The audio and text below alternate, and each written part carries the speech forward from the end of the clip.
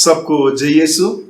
संत Lucas के अनुसार पवित्र सुसमाचार अध्याय 10 38 से होकर जब जाते हैं तो एक सुंदर घटना हम देखते हैं। जैसे हमारे परिवारों में हम होते हैं वैसे हम देखते हैं।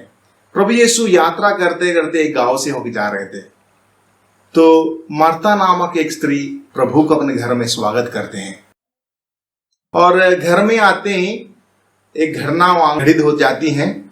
घटना ये है, घर में आते समय मार्था प्रभु यीशु के लिए कुछ खाने और पीने बनाने के लिए तैयार करने के लिए किचन की ओर जाते हैं और मरियम प्रभु के पैरों में बैठती है और उनसे वचन सुनते हैं।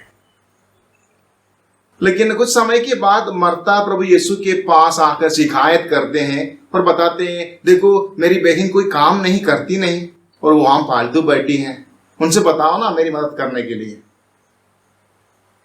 मैं ये सोच रहा था शायद प्रभु यीशु मार्था के साथ देंगे और मरियम को ये बताएंगे, मरियम थोड़ा उनको मदद करो, हम एक साथ बैठ के फिर बात करेंगे।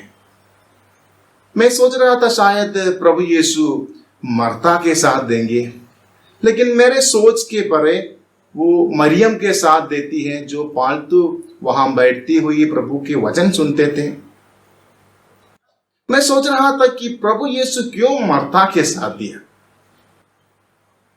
कि दोनों एक साथ काम करने से जल्दी काम खत्म हो जाते और दोनों में एक साथ प्रभु के पैरों पे बैठते हुए प्रभु का वचन सुन सकते थे। मैं बहुत समय से इसके बारे में सोचता रहा, क्यों प्रभु यीशु मरियम के साथ दिया और मार्था के साथ क्यों नहीं दिया। कुछ समय के बाद मुझे इसका सारांश समझ गया। मैं आपसे लोगों से एक प्रश्न पूछना चाहता हूं। मेरे प्रिय दोस्तों, यदि आपके घर में कोई मेहमान आएंगे तो घर की मम्मी क्या करेगी?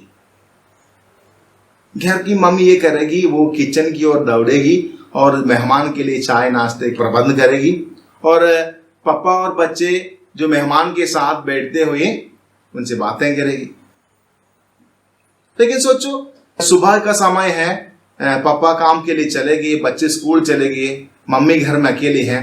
यदि अपने पड़ोसी के जो घर की मम्मी है अपने घर में आएगी तो मम्मी क्या करेगी? मम्मी क्या करेगी? किचन की ओर दौड़ेगी? बिल्कुल नहीं। मम्मी उनके साथ बैठेगी और उससे बातें करेगी, क्योंकि वो उनके दोस्त हैं। अच्छे से बैठ के बातें करती है।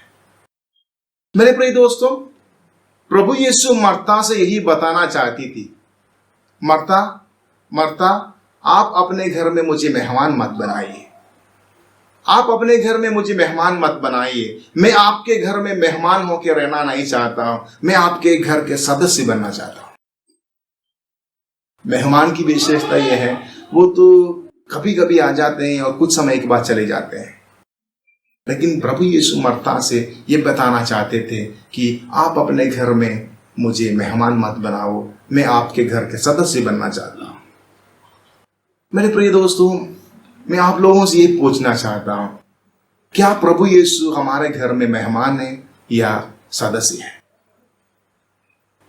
क्या हम प्रभु यीशु को अपने घर में मेहमान मानते हैं जो कुछ समय में आते हैं और कुछ समय के बाद चले जाते हैं, या सदस्य हैं जो हर समय हमारे घर में रहते हैं? हम जरूर सोचिएगा। यदि हम हमारे घर में प्रभु यीशु से मुलाकात का मतलब यह है, प्रभु यीशु से मुलाकात करना, बातें करने का मतलब प्रार्थना है। यदि हमारे घर में पारिवारिक प्रार्थना है, हम प्रभु यीशु से अक्सर मुलाकात होते हैं, तो हमारा घर भी प्रभु यीशु का निवास स्थान बनेगा। नहीं तो प्रभु यीशु को हम कभी कभी जाने वाले, कभी कभी उनको याद करने वाले, हमारी जरूरतों में मत बस याद करने वाले हमारा घर बन जाएगी। हम सोचेंगे, क्या मेरा घर प्रभु यीशु का निवास स्थान है या प्रभु यीशु मेरे घर में एक मेहमान है? हम भी प्रभु यीशु को बताएंगे। जैसे प्रभु यीशु के शिष्यों ने जेमाओ जा रहा था, प्रभु से बताए थे कि प्रभु हमारे साथ रही हैं, सांझ हो रही है, राहों में अंधेरा फैल रहा है। हम प्रभु को बताएंगे, प्रभु मेरे दिल में आइए, मेरे घर में आइए, मेरे परिवार में आइए और हमारे साथ रहिए। पिता, पुत्र और पवित्र आत्मा के नाम पर आमीन।